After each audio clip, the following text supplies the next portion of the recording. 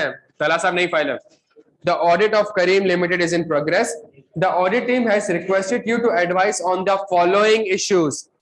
पहला, the confirmation request sent to a customer who owed rupees 35 million was responded by an email address to. Part B, the management of KL is not allowing the auditors to send confirmation to Farid Limited on account of certain disputes, as the sending of confirmation will undermine the ongoing negotiation with the FL. Discuss how the auditor should deal with the above situation. चले प्यारे बच्चों, करा हुआ ये सवाल किया हुआ है हमने। मैं 2 से 3 मिनट और दे रहा हूँ, सवाल जल्दी से पढ़ें, डायग्राम जो बनी हुई है उसके हिसाब से अपने आंसर के ऊपर जल्दी से रीचेक करें। 3 मिनट बाद इस सवाल को हम डिस्कस करते हैं। जी, पार्ट आसान है, दोस्त क्या आंसर है पार्टी का, तो अपना आंसर पढ़ो। हाँ, क्यों नहीं लिखा? अभी तो घर से दिया ना, घर से लिख रहे हो ना, यहाँ बैठ के लिख रहे हो, क्यों यार?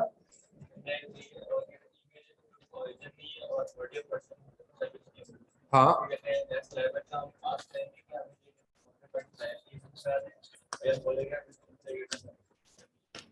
जबरदस्त जबरदस्त। पार्ट ए का आंसर क्या है मेरे प्यारे बच्चों? पार्ट ए में मसला क्या है? मसला ये है कि जो एविडेंस आपको मिला है क्या वो रिलायबल है? जो ऑडिट एविडेंस आपको मिला है, मैं कह सकता हूं 2 चीजें कह सकता हूं, वो लेस रिलायबल भी है और उसकी रिलायबिलिटी पे डाउट्स भी है। ठीक हो गया जी, ये बात समझ आती है। लेस रिलायबल भी है, मैं दोनों वर्ड यूज करूंगा, लेस रिलायबल भी और उसकी रिलायबिलिटी पे डाउट्स भी है। क्यों लेस रिलायबल है और क्यों रिलेटेड डाउट्स है? रीजन क्या है प्यारे बच्चों, जल्दी से बता दें। पहला, एक जो कंफर्मेशन रिसीव हो रही है वो कैसे रिसीव हो रही है? ईमेल के थ्रू रिसीव हो रही है, ये लिखा हुआ है। और दूसरा, वो ईमेल एड्रेस किसको हो रही है? वो एड्रेस हो रही है सीएफओ को। और तीसरी चीज, the confirm request sent to a customer who owed rupees was responded by an email address to, तो वो एड्रेस हो रही है किसको? सीएफओ को। इट मींस सीएफओ ने किसको दी होगी? ऑडियो कंफर्म की। तो ये बात समझ आती है। मैं कहता हूं इन वजूहात की वजह से जो ऑडिट एविडेंस मुझे मिला है, या तो वो लेस रिलायबल है या उसकी रिलायबिलिटी पे डाउट्स है। क्यों है? सवाल में ये लिखा हुआ है। ये सारी चीजें कहां पे लिखी हुई थी प्यारे बच्चों? इस सवाल में लिखी थी। अब मुझे आगे बताना है ईमेल में मसला क्यों है रिलायबिलिटी का? क्योंकि proof of origin and authority को स्टैब्लिश करना मुश्किल हो जाता है। दूसरा, एड्रेस हो रही है सीएफओ को, सीएफओ ने दी किसको? तो ये जो एविडेंस मुझे रिसीव हो रहा है, कैसे रिसीव हो रहा है? इनडायरेक्टली। चूंकि इनडायरेक्टली रिसीव हो रहा है, तो जो इनडायरेक्ट एविडेंस होगा वो। तो प्यारे बच्चों, कोर्स ऑफ एक्शन क्या हो सकता है इस केस के लिए? मैं क्या कर सकता हूं, जल्दी से बता दें। मैं काउंटर पार्टी को कॉल कर सकता हूं, लेकिन इस केस के लिए क्या कर सकता हूं? मैनेजमेंट से रिक्वेस्ट करूंगा कि काउंटर पार्टी से कहे कि मुझे कंफर्मेशन डायरेक्टली पूछे। क्या ये बात समझ आती है प्यारे बच्चों? ये हमारे एक आंसर का स्ट्रक्चर होगा। जी सर।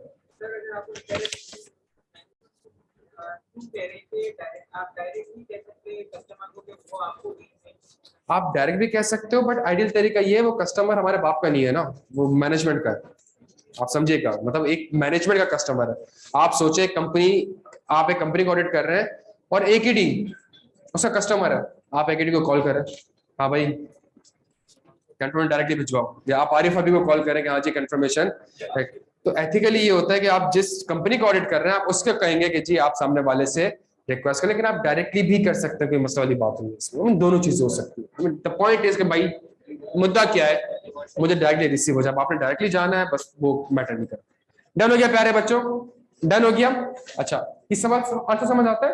तो बड़ा जबरदस्त स्ट्रक्चर्ड वे में आंसर लिखेंगे। मैं कहूंगा द अबव सिनेरियो, सही है। The audit evidence that has been received by the auditor is less reliable and also creates the doubts over the reliability of audit evidence. Q, because the confirmation was received through an email and was addressed to the CFO, who then sent the confirmation to the auditor. Email, why there is a doubt? Because proof of origin and the authority is difficult to establish.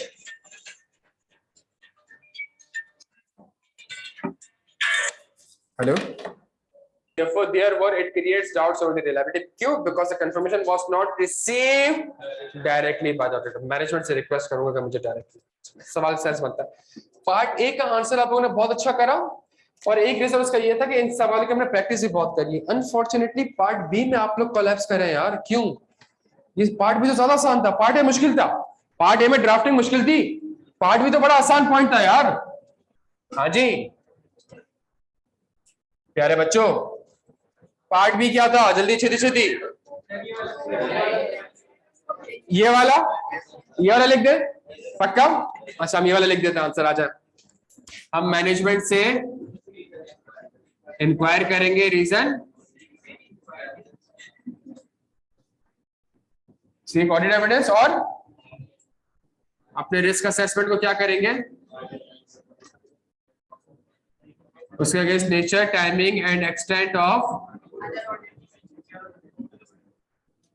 Other audit procedures, और उसके बाद alternative audit procedures से मुझे sufficient appropriate audit evidence मिल सकता है या फिर नहीं मिल सकता। नहीं मिल सकता, मटेरियल है तो क्वालिफाइड, मटेरियल प्लस परमिसिव है तो ये हमारे पास एक। कितने लोगों ने ये आंसर लिखा है?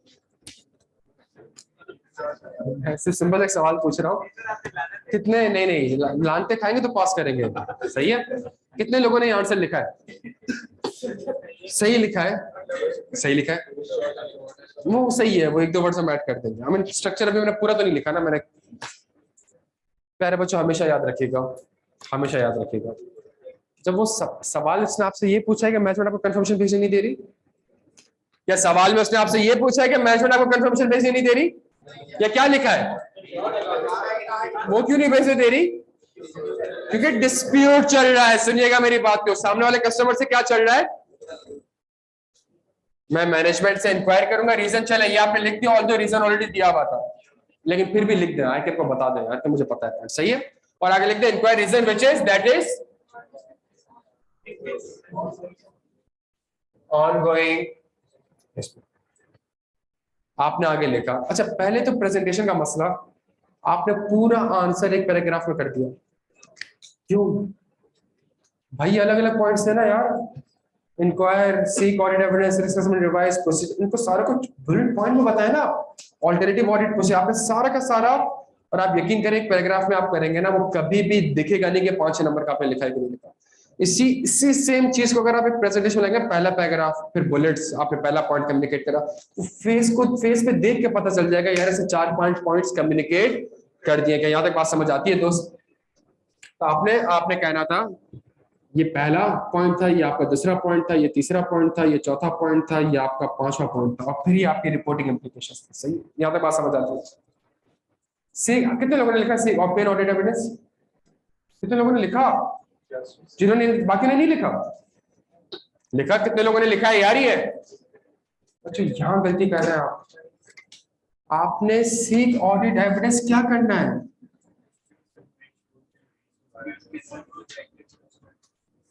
ऑनगोइंग। कैसे पता चलेगा मेरा और आपका फड्डा चल रहा है? मैं कोर्ट का ऑर्डर देख लूंगा, मैं करस्पॉन्डेंस फाइल देख लूंगा। किसका करस्पॉन्डेंस फाइल देख लूंगा? कस्टमर के साथ। सुनिएगा मेरी बात को, खुदा का वास्ता है सीक ऑडिट एविडेंस ना लिखे। सीक ऑडिट एविडेंस कैसे लिखेंगे? ऑडिट एविडेंस चाहिए। सवाल आपसे कह रहे हैं कि सामने वाले से फड्डा चल रहा है, डिस्प्यूट चल रहा है। डिस्प्यूट कहां पे चल रहा होगा? कोर्ट में। तो आप इंस्पेक्ट करेंगे कोर्ट ऑर्डर को, आप इंस्पेक्ट करेंगे correspondence file with the counter party. Correspondence file समझते हैं ना? अगर मैं और यार अगर दो कंपनीज आपस में करस्पॉन्ड करती है तो वो एक दूसरे को लेटर्स लिखती है ना, तो एक करस्पॉन्डेंस फाइल बनती है। आपकी और आईकैप की करस्पॉन्डेंस फाइल बनती है। आप नहीं बनाते, लेकिन आईकैप बनाता है। यार इस बच्चे से हमारी ये करस्पॉन्डेंस या ये कम्युनिकेशन हमारी हुई है। आप जब बचपन में स्कूल जाते थे तो एक फाइल बनती थी, सही है, फर्स्ट टर्म में इतना है, मिड टर्म में इतना है। अभी भी तो जितनी भी कंपनीज वगैरह होती है मेरे प्यारे बच्चों, कंपनी से तो आपको क्या पढ़ना होता है? एक करस्पॉन्डेंस फाइल। अगर कोई लेटर आपने लिखा है हबीब बैंक को, तो हबीब बैंक आपके नाम से फाइल तो बनाएगा ना, ताकि उस लेटर को वहां पर फाइल कर सके। इसको हम कहते हैं करस्पॉन्डेंस फाइल। क्या बात समझ आती है? अच्छा ये पॉइंट समझ आता है प्यारे बच्चों। फिर अपने रिस्क असेसमेंट को, मुझे पता है सामने वाले कस्टमर से डिस्प्यूट चल रहा है, क्या रिस्क है? जल्दी जल्दी क्या रिस्क है? यार बच्चों जबरदस्त, बैड डेट एक्सपेंस का रिस्क है। बैड डेट एक्सपेंस का रिस्क है, सामने वाला से आपका डिस्प्यूट चल रहा है, तो इसका मतलब है सामने वाला शायद आपको पैसा पे ना, जब पैसा पे नहीं करेगा तो इट मींस रिस्क रिवाइज जल्दी बैड डेट एक्सपेंस। और इसके अगेंस्ट आपने क्या करना पड़ेंगे, अदर ऑडिट। वो मैं नहीं लिखवा रहा, क्यों नहीं लिखवा रहा, बिकॉज अभी हमने पढ़ा नहीं ऑडिट प्रोसेस में, सारे ऑडिट प्रोसेस अभी आप समझ रहे हैं। एक टॉपिक आइसोलेशन में नहीं है, ये टॉपिक जाके बहुत से आइजा से बहुत से दूसरे टॉपिक से लिंक हो रहा होता है प्यारे बच्चों, खुदा का वास्ते इसको समझेगा। ये इसमें आपके पास आइजा 315 भी आ गया और इसके अंदर आपके पास आइजा 500 के हिसाब से ऑडिट प्रोसीजर्स भी आ गए। लेकिन सर बात तो वही खड़ी है ना, कहां पे खड़ी हुई है, ये 100 रुपए का रिसीवेबल है, इसके ऊपर कंफर्मेशन भेज रहे नहीं दे रही, तो क्या करना पड़ेगा, ऑल्टरनेटिव ऑडिट प्रोसीजर। आप लोग सिर्फ लिखते हैं परफॉर्म ऑल्टरनेटिव ऑडिट प्रोसीजर। अगर कस्टमर है तो आप बताएं ऑल्टरनेटिव ऑडिट प्रोसीजर क्या होंगे, सब्सिक्वेंट रिसीट्स और गुड्स डिलीवरी, ये लिखें यार आप सिर्फ ऑल्टरनेटिव ऑडिट प्रोसीजर का वर्ड ना लिखें भाई, और फिर उसके बाद बताएं अगर इससे सफिशिएंट एप्रोप्रिएट ऑडिट ऑब्टेन हो जाता है, हैप्पी एंडिंग है इस 100 रुपए के एतबार से। सुनिएगा, हैप्पी एंडिंग है किसके एतबार से, लेकिन ये जो बैड डेट एक्सपेंस वगैरह इसके एतबार से नहीं, इसके ऊपर तो आप अलग ऑडिट प्रोसीजर परफॉर्म। अब समझ आ रहा है what is the difference between alternative audit procedures and nature, time and extent of the other audit procedure. ये जो आपने नया रिस्क आइडेंटिफाई कर रहा है, ये इसके अगेंस्ट प्रोसीजर परफॉर्म कर रहे हो भाई। 100 रुपए है, बैड डेट कितना रिकॉर्ड होना चाहिए, 20 रुपए का। बैड डेट एक्सपेंस कितने का रिकॉर्ड होना चाहिए। ये जो आपने काम करा है ना प्यारे बच्चों, ये किसके लिए काम कर रहा है, जल्दी बता दें, ये किसके लिए काम कर रहा है, ये 20 रुपए के लिए काम कर रहा है। ये जो आपने काम करा है किसके लिए काम करा है, 100 रुपए। द डिफरेंस बिटवीन ऑल्टरनेट, हालांकि प्रोसेस हमने नहीं पढ़े थे अभी, बट आपके बात समझ आ रही है। आपने स्ट्रेट चीजें, दोस्त की सवाल है मुझसे पूछ लो दोस्त, आपने स्ट्रेट चीजें बैठ के क्या करी, आपने छापी, सिर्फ छापने के नंबर मेरे प्यारे बच्चों आपको नहीं मिलेंगे, आपने बताना था सब। क्या सवाल ये है कि मैनेजमेंट आपको कंफर्मेशन भेजने नहीं दे रही, या सवाल ये है कि मैनेजमेंट आपको इस वजह से कंफर्मेशन भेजने, जब वो वजह लिखी हुई है तो उस वजह के अगेंस्ट आपने ऑडिट एविडेंस ऑब्टेन करना पड़ेगा, उस वजह से क्या रिस्क हो सकता है वो आपने लिखना पड़ेगा, उस रिस्क के अगेंस्ट क्या प्रोसीजर्स परफॉर्म करने वो आपने लिखना पड़ेगा। ऑल्टरनेटिव ऑडिट प्रोसीजर क्या है ये आपने मेंशन करने पड़ेंगे। बात समझ आ रही है प्यारे बच्चों। तो खुदा का वास्ता है, ये अपेरेंटली आपको एक आसान सवाल लग रहा था, लेकिन बच्चों ने इसका जो आंसर की जो प्रेजेंटेशन करी है वो बिल्कुल ही थर्ड क्लास करी हुई है। और वही वाली बात थी जी, जिन्होंने कुछ छापने की कोशिश करी तो छापते ही गए, वो थोड़ी सी अकल नहीं लगाई कि यार इसमें हम ये चीजें भी मेंशन कर सकते थे। क्या यहाँ तक प्यारे बच्चों बात समझ रहे थे, किसी को सवाल हो तो मतलब ये फाइनल का सवाल है, अरे फाइनल का सवाल में एक लाइन और लिखी हुई थी, ये मेरी अटेम्प्ट का सवाल है, ये विंटर 2012 में आया था और आपका भाई फेल था इसमें, अल्हम्दुलिल्लाह सही है। और कंफर्मेशन कैफ का सवाल है, कंफर्मेशन कहाँ का सवाल था, कैफ का सवाल था। और सी फैप में 17 नंबर का सवाल आयजा 505 से जब आया, मजे की बात थी ना, कैफ में पढ़ा था, और जब कैफ में ये एग्जामिन होता था, तो जब कैफ में एग्जामिन होती तो उस सी फैप में, लाइक आप सी फैप का जब फाइनेंशियल अकाउंटिंग पढ़ेंगे तो IS2 तो नहीं पढ़ के जाएंगे ना, पढ़ के जाएंगे, IS2 आप पढ़ के नहीं जाएंगे, आप IS क्यों नहीं पढ़ के जाएंगे, कैफ में खत्म। आई कैप ने हमसे 17 नंबर का सवाल यहाँ से पूछ लिया था कंफर्मेशन से। इसमें एक और वर्ड लिखा था जो वर्ड मैंने छुपाया हुआ है, इसमें एक और वर्ड लिखा हुआ है जो वर्ड मैंने अभी छुपाया हुआ है, उस वर्ड की वजह से इसका आंसर कंप्लीटली चेंज हो जाएगा, एक और नया आइजा एप्लीकेबल हो जाएगा। और वही सी फैप का सवाल जो मेरी अटेम्प्ट में आया था, आई कैप ने 1-2 अटेम्प्ट पहले आप लोगों से कैफ में पूछा, उसी सवाल को कैफ में उसने क्या करा है, कॉपी करा है। क्या यहाँ तक बात समझ आती है। मेरे कोई सवाल था दोस्त आपका,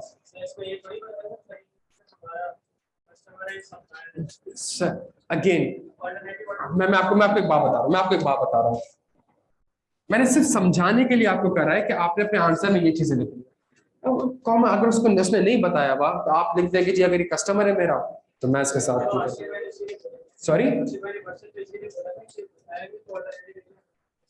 अच्छा, अगर आशन ने बताया, मैं आपसे ये कह रहा हूँ कि अगर ऑल्टरनेटिव सवाल में अगर आपको इस तरह की कोई चीज दी हुई और सवाल के मार्क्स ज्यादा है तो आप बता देंगे जी मैं एज्यूम कर रहा हूँ ये कस्टमर और कस्टमर के अगेंस्ट में ऑल्टरनेटिव ऑडिट प्रोसीजर ये परफॉर्म। आप इस तरह से एक लाइन इफ करके लिखते हैं, आप इफ करके लिखते हैं, डन हो गया प्यारे बच्चों। बट अगेन ये इतना मैटर नहीं करता, आप समझ रहे, सवाल में हमने ये नहीं सीखना था कि ये क्या है लिखना है, ये क्या हमने सवाल में ये चीजें जो लिखी है ना ब्लू से, ये मैटर करती है प्यारे बच्चों। ये समझ आ रही है आपके। अच्छा जी, आंसर्स पे आएंगे प्यारे बच्चों, अगले पेज पे आंसर है।